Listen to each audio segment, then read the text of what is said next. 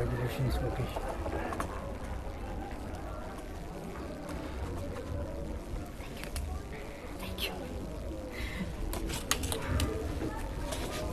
Incredible, and Gukesh is also crying. Amazing. What a picture.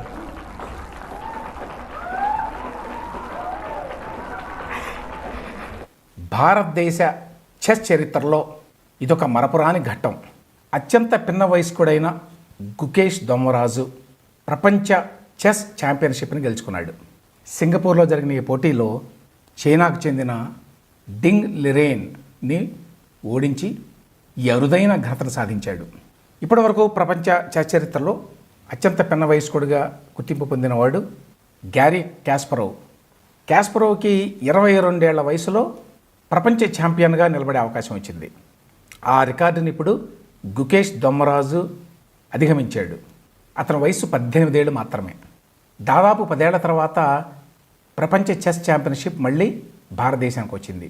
తీసుకొచ్చిన గుకేష్ దొమ్మరాజు చెన్నైలో పుట్టి పెరిగిన అతనికి తెలుగు మూలాలు ఉండటం తెలుగు వాళ్ళకి అదనపు ఆనందం. దేశ చరిత్రలో మొదటిసారిగా విశ్వనాథన్ ఆనంద్ ప్రపంచ చెస్ ఛాంపియన్గా 2012లో గెలిచాడు. ఆ తర్వాత వరుసగా 5 సార్లు గెలిచాడు. 2012 వరకు కూడా ఆ టైటిల్ని నిలబెట్టుకున్నాడు. 2013లో మ్యాగ్నస్ కార్ల్సన్ చేతిలో ఓడిపోయాడు. ఇక అప్పటి నుంచి ఇప్పటి వరకు కూడా మళ్ళీ ఆ ఛాంపియన్షిప్ టైటిల్ భారతదేశానికి రాలేదు.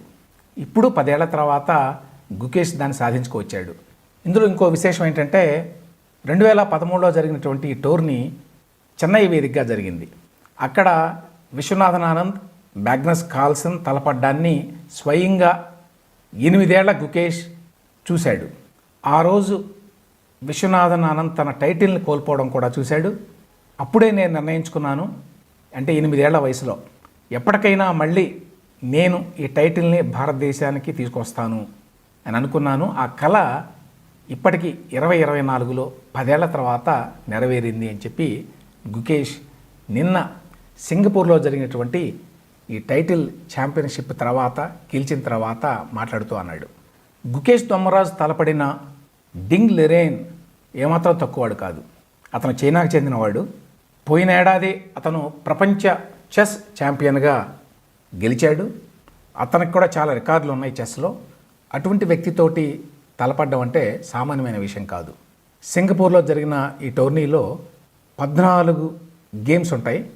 18 రోజుల పాటు జరిగింది. మహాభారత యుద్ధంలాగా ఈ చదరంగం క్షణక్షణం ఉత్కంఠభరితంగా సాగింది. డింగ్ లిరేన్ ఫామ్ ఈ మధ్య అంత గొప్పగా ఏమీ లేదు. అందువల్ల గేమ్ మొదలైనప్పుడు గుకేష్కి అవకాశం ఉన్నది ఈసారి గెలవడానికి అని చెప్పి అనుకున్నారు. అయితే ఫస్ట్ రౌండ్లోనే గుకేష్ ఓటమి పాలయ్యాడు. అప్పుడు అర్థమైంది లిరేన్ తోటి పోరు అంత సులువేం కాదు అని చెప్పి. అయితే ఆ తర్వాత గుకేష్ నెమ్మదిగా కోలుకున్నాడు.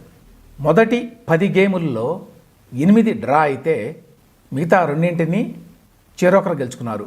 డిఫెండింగ్ ఛాంపియన్ డింగ్ లిరేన్, ఛాలెంజర్ దొమ్మరాజు గుకేష్. అంటే అప్పటికి సమానంగా ఉన్నారు ఇద్దరు. తొలి 10 గేముల తర్వాత 11వ గేమ్లో గుకేష్ చాలా బ్రహ్మాండంగా ఆడాడు. అద్భుతమైన విజయాన్ని సాధించాడు. దాంతో ఇక మిగిలిన 3 గేములు 14లో ఇంకా 3 మిగిలి ఉన్నాయి. ఈ 3 గేముల్ని డ్రా చేసుకుంటే చాలు, టైటిల్ ఇక గుకేష్దే అనేటువంటి పరిస్థితి ఉంది. అటువంటి పరిస్థితిలో 12వ గేమ్లో మళ్ళీ పరాజయం ఎదురైంది. ఆ తర్వాత 13వ గేమ్ని డ్రా చేసుకున్నాడు. ఆఖరి గేమ్ అంటే 14వ గేమ్ కూడా డ్రా అయితే టై బ్రేక్కి మళ్ళుతుందని చెప్పి అనుకున్నారు. ఒకవేళ టై బ్రేక్ కనుక వస్తే అది మళ్ళీ డింగ్ లిరేన్కే అనుకూలంగా ఉంటుంది అని కూడా భావించారు. అయితే చిట్ట చివరి 14వ రౌండ్లో దొమ్మరాజు గుకేష్ ఎవ్వరూ ఊహించని విధంగా గెలుపు సాధించి ప్రపంచ ఛాంపియన్గా నిలబడ్డాడు. 14వ గేమ్లో డింగ్ లిరేన్ ఒక పొరపాటు చేశాట. గుకేష్ ఏమన్నాడంటే అతను పొరపాటు చేశాడు అనే విషయాన్ని గ్రహించటానికి నాకు కొన్ని సెకండ్లు పట్టింది.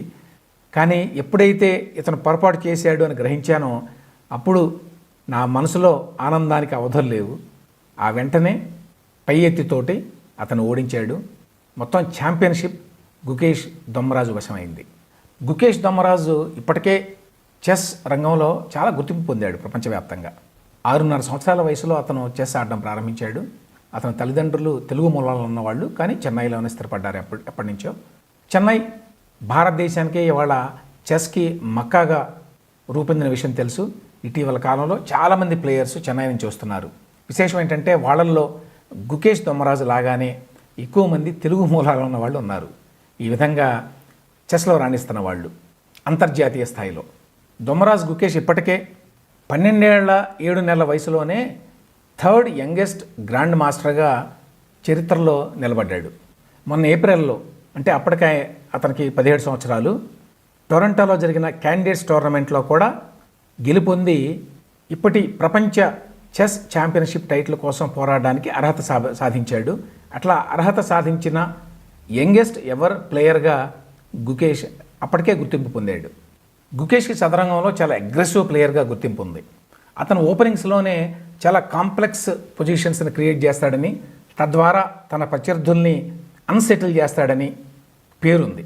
ఈ మొత్తం గెలుపులో చంద్రుడి మీద మచ్చలాగా ఒక చిన్న కామెంట్ గ్యారీ కాస్పరో నుంచి వచ్చింది. ఏమంటాడంటే, ఈ ప్రపంచ చెస్ ఛాంపియన్షిప్లో మ్యాగ్నస్ కార్ల్సన్ లేకపోవడం అనేది చాలా పెద్ద లోటు అని అన్నాడు. నేను ఇంతకుముందు చెప్పినట్టు 2013లో విశ్వనాథన్ ఆనందని మ్యాగ్నస్ కార్ల్సన్ ఓడించాడు. అప్పటి నుంచి అతనే ప్రపంచ చెస్ ఛాంపియన్గా కొనసాగుతున్నాడు. పోయిన ఏడాది అతను ఛాంపియన్షిప్లో పాల్గొనలేదు. నాకు మోటివేషన్ లేదు, నేను ఇప్పుడు నెల రోజుల పాటు దీనికోసం ప్రిపేర్ అవ్వాలన్న కోరిక కలగడం లేదు అని చెప్పి వైదొలిగాడు. అతను లేకపోవడం అనేది ఒక లోటు. అతను కూడా ఉంటే ఈ ఛాంపియన్షిప్కి ఇంకా కళ వచ్చేది అని చెప్పి గ్యారీ కాస్పరో అన్నాడు. అయితే అదే సమయంలో డింగ్ లిరియన్ లాంటి డిఫెండింగ్ ఛాంపియన్ని ఓడించడం అంత సులువైన విషయం ఏమీ కాదు. ఇవాళ నేను ఆడింది బెస్ట్ టోర్నమెంట్ ఆఫ్ ది ఇయర్గా నేను అనుకుంటున్నాను అని చెప్పి డింగ్ లిరియన్ కూడా అన్నాడు ఓడిపోయిన తర్వాత. అయితే చివరిలో నేను చేసిన పొరపాటు వల్ల, బ్లండర్ వల్ల నేను ఓటమి పాలు కావాల్సి వచ్చింది అని కూడా అన్నాడు. అందుచేత గుకేష్ దొమ్మరాజు విజయాన్ని ఏమాత్రం కూడా తక్కువ అంచనా వేయడానికి వీల్లేదు. ఇటీవల కాలంలో ప్రపంచ చెస్ రంగంలో భారతీయులు చాలా పెద్ద ఎత్తున రాణిస్తున్నారు. భారతదేశం నుంచి వచ్చినటువంటి చిన్న చిన్న పిల్లలు అనేక రికార్డులు స్థాపిస్తున్నారు. ఈ టోర్నమెంట్లో గెలిచినందుకు దొమ్మరాజు గుకేష్కి 11.5 కోట్ల రూపాయల ప్రైజ్ మనీ వచ్చింది. కానీ దానికంటే ఎంతో విలువైన ఖ్యాతిని భారతదేశానికి తీసుకొచ్చాడు గుకేష్ దొమ్మరాజు.